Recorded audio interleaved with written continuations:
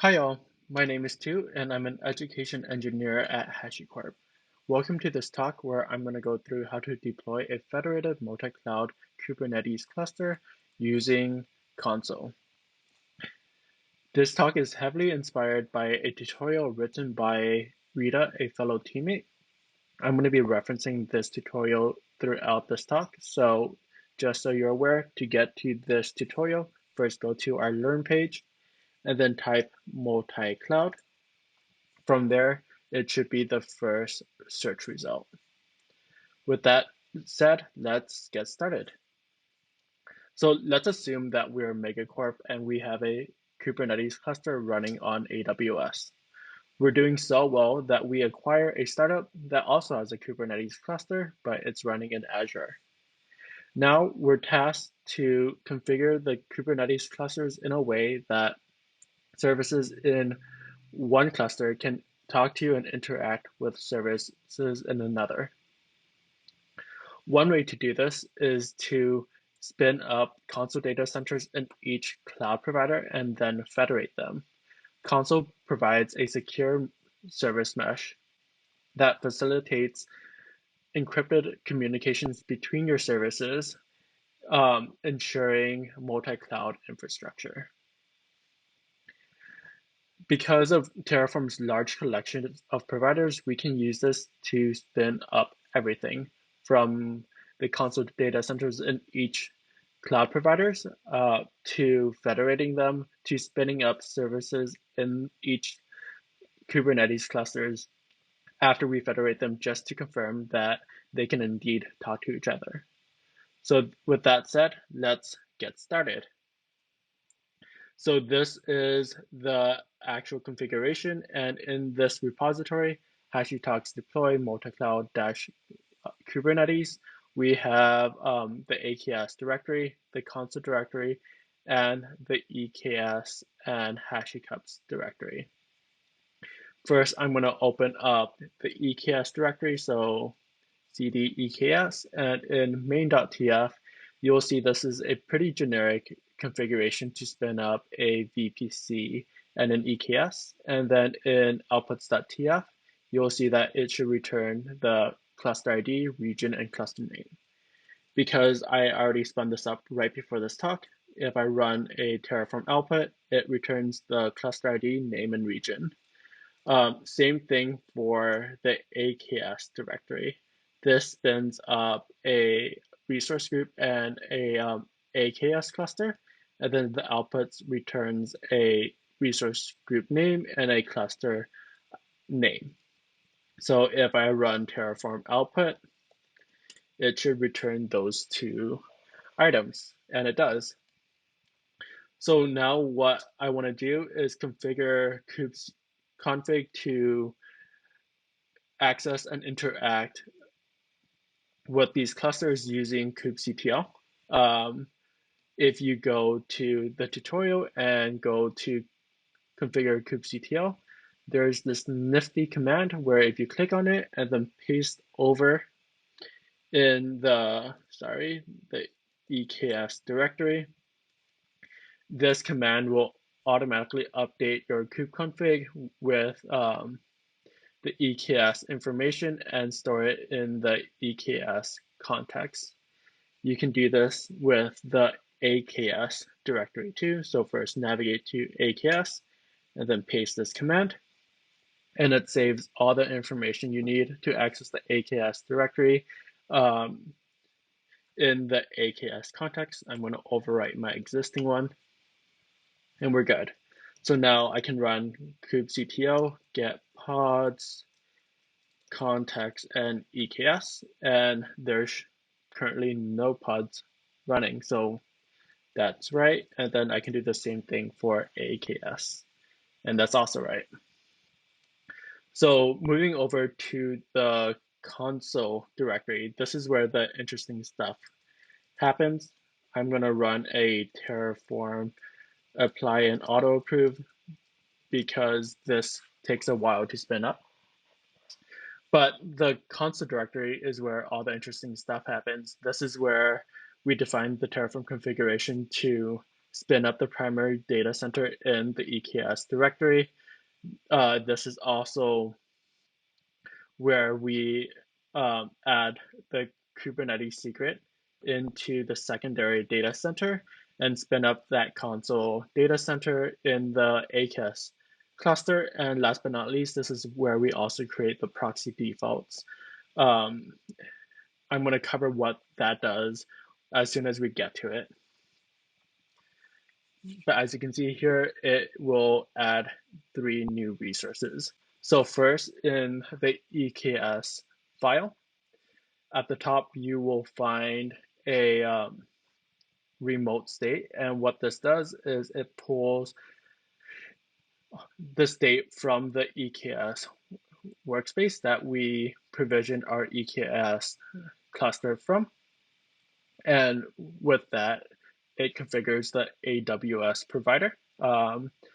And that allows us to pull the cluster information from that EKS cluster that we provisioned. And we use that information to configure both our Kubernetes and our Helm providers. Notice that both these providers have an alias to the EKS. That's because we also have another set of providers for Kubernetes and Helm in the AKS file, but instead of EKS, they're for the AKS cluster. Next up, we have the Helm release. And what this does is it spins up a Consul data center in the EKS cluster. And the Consul data center configuration is pulled from this DC1 YAML file. I'm going to open up this DC YAML file so we can go through it. So the first thing you see here is this data center name is DC1. It has TLS enabled because TLS is required for mesh gateways, which is required for Consul data center federation. Next up, this federation field is enabled, and the create federation secret is set to true. So if you want to federate multiple Consul data centers, you must designate one of the data centers as the primary, and the primary one is the one that creates the federation secret. Within the Consul federation secret, it has information for the certificate authority, which signs the certificate that Consul uses for the inter-data center traffic. So that's what we have here. Since this is the primary data center, this is why we have this set to true. Next up, you'll see that ACLs are set to false, which is completely fine for this demo and this talk, but please, if you run this in production, set this to true. Next up is the ConnectInject field, which is set to true, and it's enabled by default. ConnectInject tells Consul tells the Kubernetes clusters to automatically add sidecar proxies to each pod. Give me a second. So this configures your cluster to automatically add sidecar proxies to the pod. Since this feature is enabled by default, all pods will have sidecar proxies unless specified otherwise. And I'm going to show you what this looks like when we spin up the actual microservices after we're done with federation. The sidecars route traffic to upstream services located in other data centers using the mesh gateways. Speaking about mesh gateways, last but not least, we have the mesh gateway field, which is enabled. So now that we're done reviewing DC1, the next data source in our EKS file is this EKS secret. Like I mentioned earlier up here, since create federation secret is true because this is the primary data center, the Consul Helm chart will create this Consul federation secret that we need to import into any secondary data centers. So in this case, it's the AKS cluster.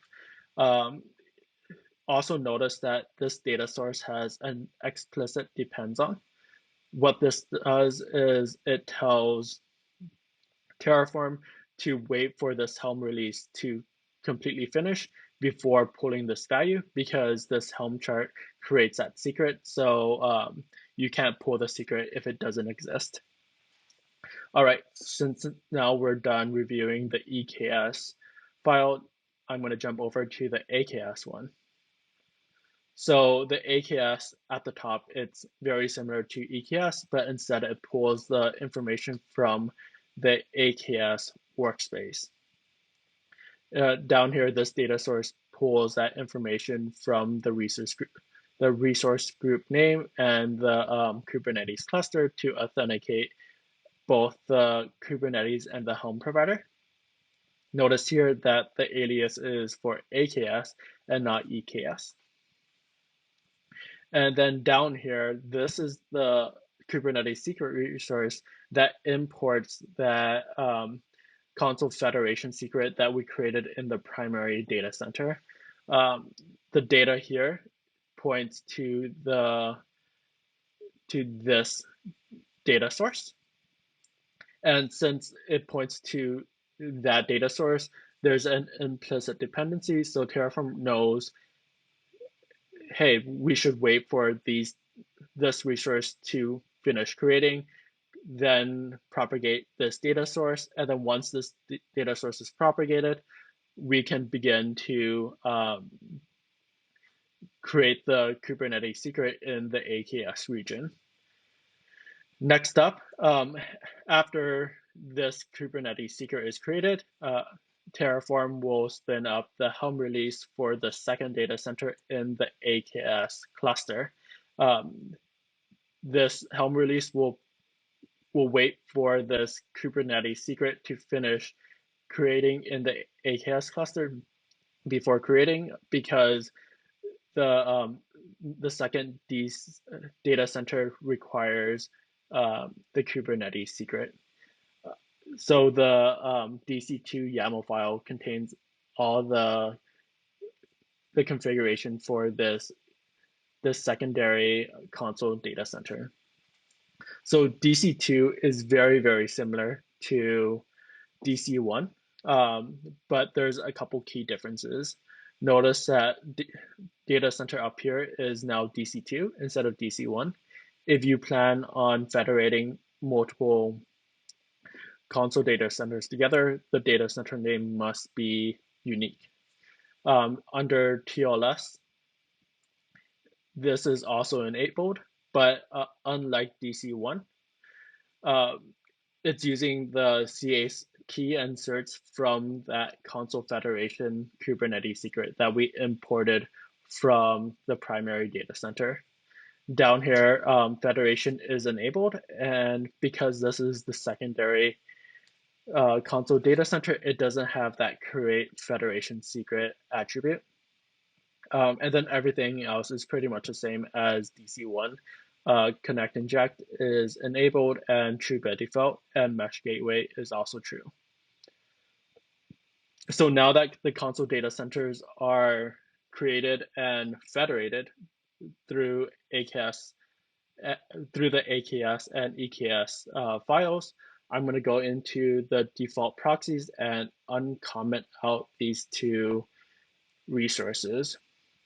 So what proxy defaults do is it tells Consul it tells and configures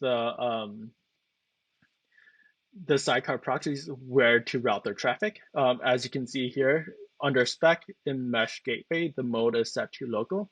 So what this means is that the pod or the sidecar proxies will send traffic from the pod to the local Mesh Gateway before sending it to the remote, so the secondary data center's Mesh Gateway to its final destination. The other mode is remote. So what remote would do is traffic will start from the pod, but instead of going to the local Mesh Gateway first, it will go directly to the remote Mesh Gateway before going to its final destination. It skips that remote Mesh way hop. So I'm going to run Terraform apply and auto approve. And the reason why we have to apply this after the EKS and the AKS ones are spun up is because these two resources use the CRDs, which get created during the initial Consul Helm chart spin up. So whenever you apply that Helm chart, it will create the Kubernetes proxy default CRDs. And if you don't run this the second time, it will error out because those CRDs don't exist. So Terraform doesn't know what to do. So now this is complete. Everything should be set up. So just to confirm, back in the tutorial itself, let's go to this section and then scroll down to verify cluster federation.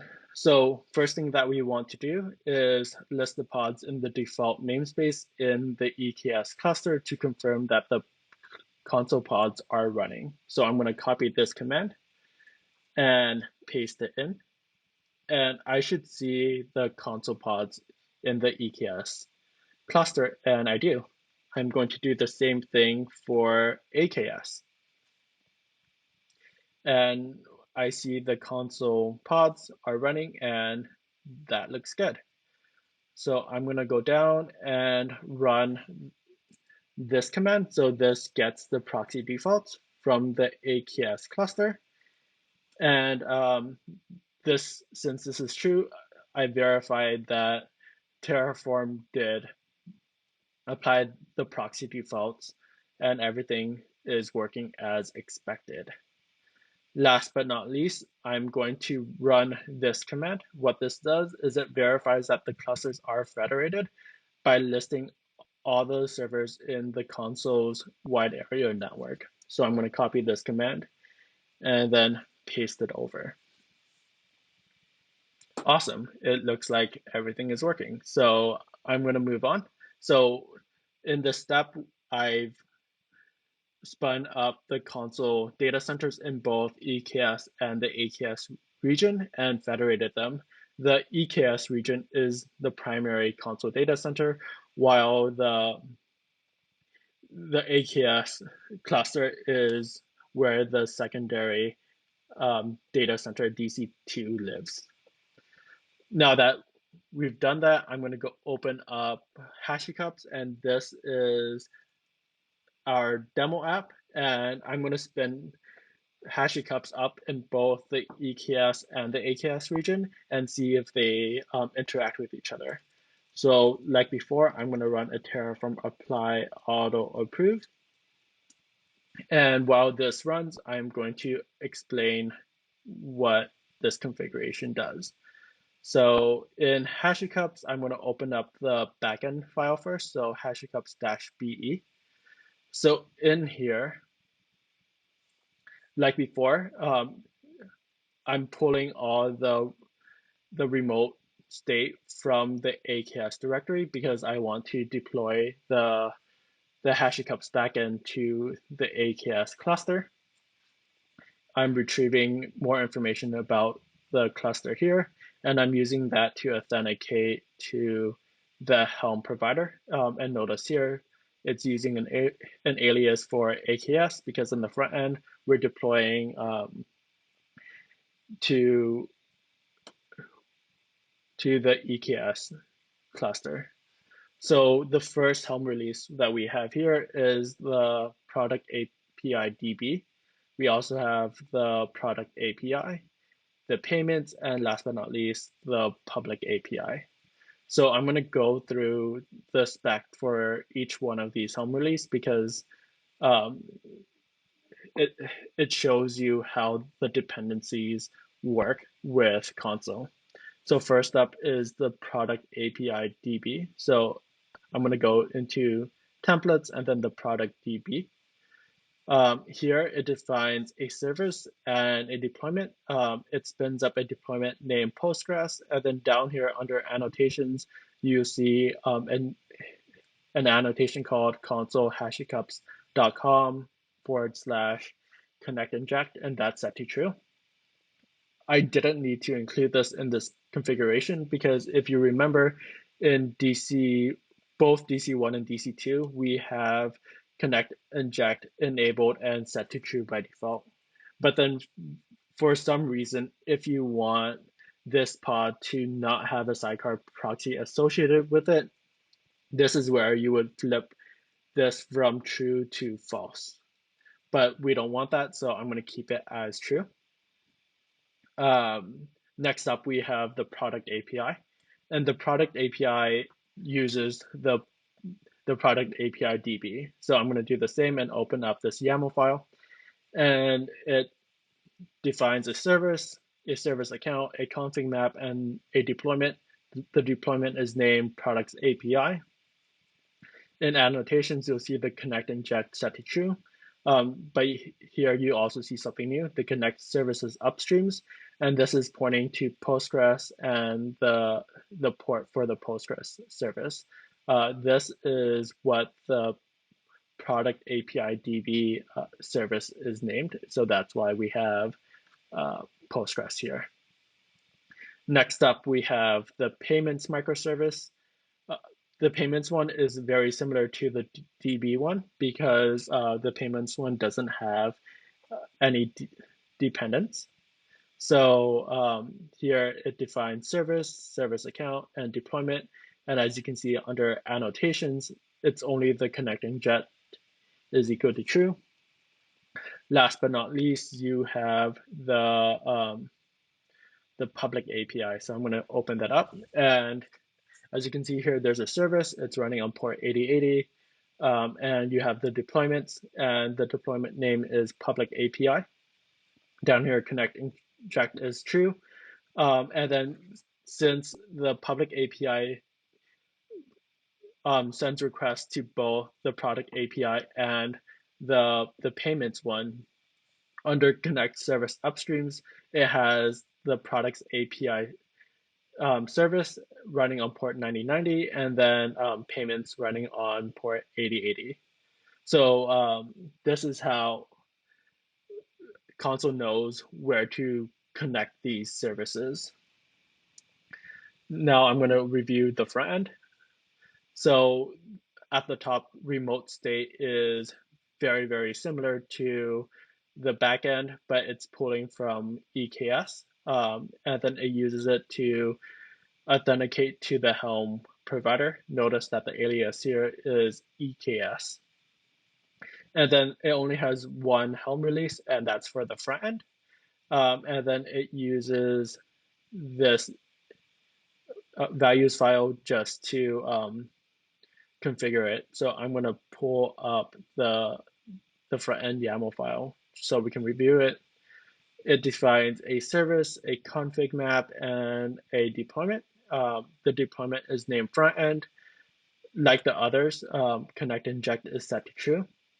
But unlike the others, the front end interfaces directly with the public API. So connect service upstreams is set to public API, which is running on port 8080. And then I specify the second data center, so DC2, because that's where the public API and the rest of the backend services are. They're in the AKS cluster, which corresponds to DC2, where our secondary Consul data center is set up.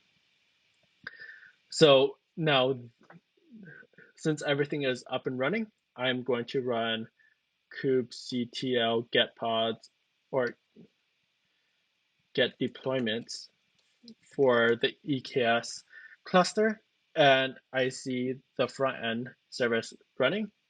I can do the same thing for AKS, and I see all the services for the backend running on the AKS cluster. So what I'm going to do now is I'm going to do kubectl port forward service front end and I want it to run on port 8080 on my local machine, and it's running on port 80 and context EKS. So now if I go to localhost 8080, I should see the HashiCorp app, and everything is running as expected. If I refresh this, it takes a second, but if you look down here, you will see, give it a second.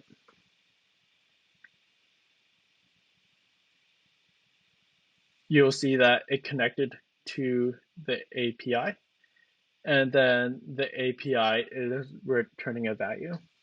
So everything is working. The services are interacting with each other, both within the AKS directory. All the backends microservices are talking to each other because the public API is talking to the product API, and then that in turn is talking to the front end service, which is how we're seeing this. Because everything is spun up in Consul itself, what I can do now is run a kubectl port forward. And then give me a second. And then I can also run console server -0. It's running on port 8501 and 8501, and then context EKS. Oh, I should spell that correctly. Oh. So I'm going to close this real quick.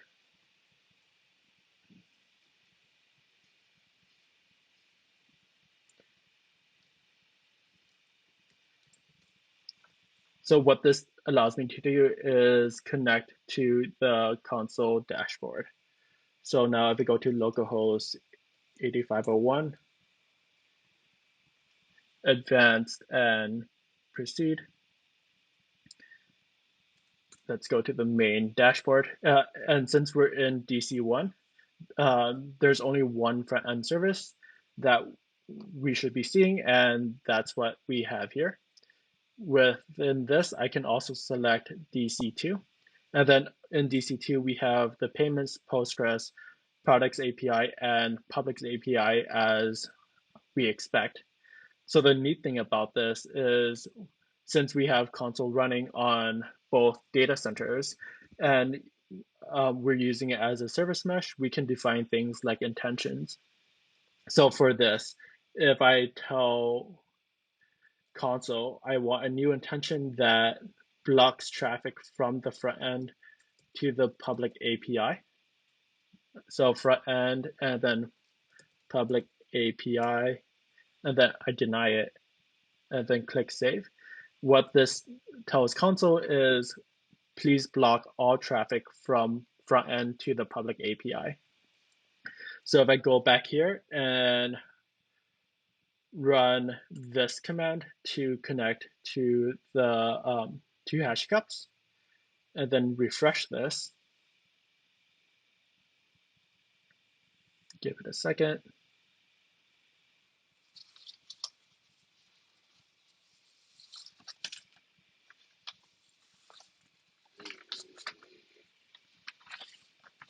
This takes just a quick second. And as you can see down here, API is not responding. And that's because under intentions, we've blocked it. So if I now go back in and connect to the console dashboard and click on this and set that to allow and click save and rerun the front end. Let's reload this.